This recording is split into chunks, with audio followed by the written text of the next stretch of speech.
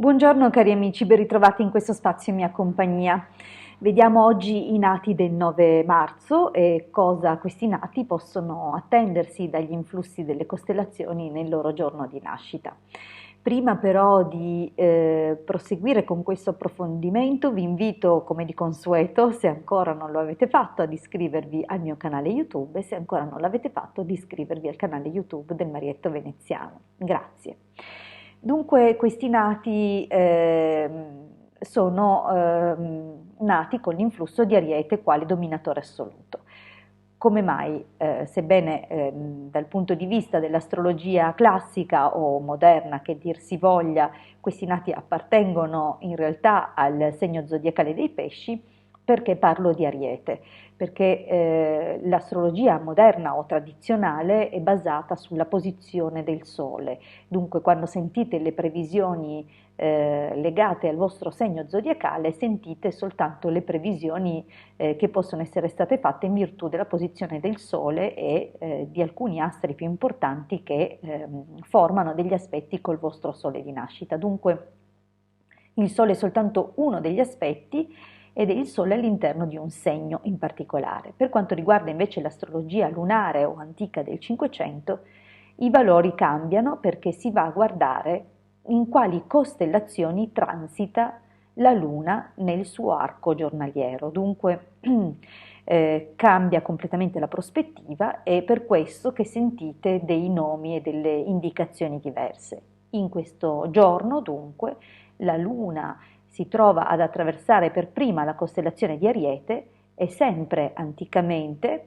per questo giorno e comunque per tutto il mese la costellazione reggente del mese è Ariete. Dunque ci troviamo Ariete sia come reggente del mese e Ariete come prima costellazione del giorno, dunque Ariete nel suo dominio assoluto. Detto questo, ovviamente ci possiamo attendere che questi nati avranno un grandissimo influsso di questa costellazione e che li plasmerà da un punto di vista anche caratteriale, fisico e darà delle inclinazioni, delle indicazioni particolari proprio a questi nati. E quali sono queste indicazioni dunque? Dal punto di vista della fortuna abbiamo una fortuna buona, media. Ehm, Dal punto di vista del fisico, il fisico sarà forte e agile. Effettivamente, e se pensiamo alle qualità dell'elemento di questa costellazione, vale a dire l'elemento fuoco, possiamo ben intuire che la propulsione muscolare, la forza, quella spinta rende il loro fisico estremamente resistente e battagliero, e sono del resto anche rapidissimi nel recuperare la salute fisica, e è anche possibile che alcuni di loro si ammalino proprio di rado, dunque abbiamo una grande resistenza da questo punto di vista.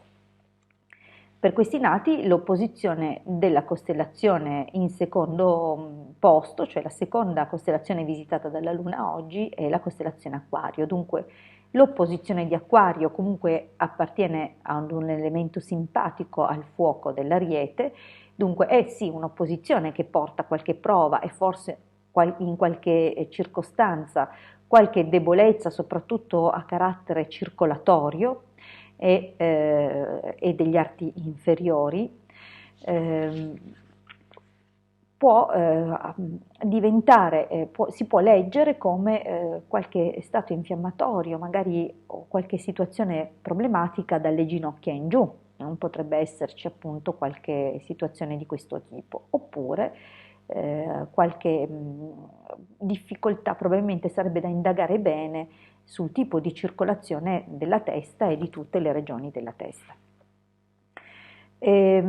Detto questo, vediamo quali sono le predisposizioni legate agli studi e al carattere di questi nati, che chiaramente sono focosi, sono ottimisti, hanno un grande slancio, coraggio. A volte questa doppia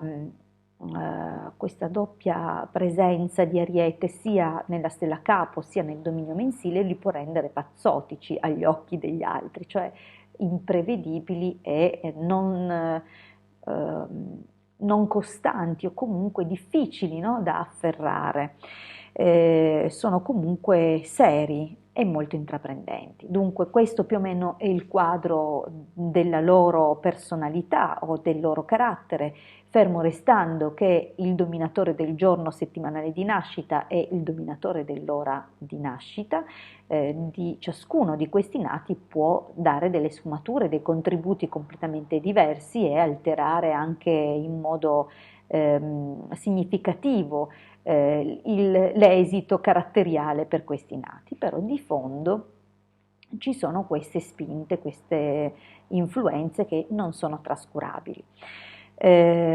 Cosa dire appunto riguardo alla professione, che nel settore industriale riusciranno benissimo, essendo con questo influsso di Ariete alle cui spalle c'è Marte, connesso proprio all'industria, dunque loro andranno benissimo in quel ramo lì, in quale però dei vari ambiti del settore industriale saranno vincenti è definito proprio dai caratteri di personalizzazione, vale a dire il giorno settimanale di nascita e l'ora planetaria di nascita.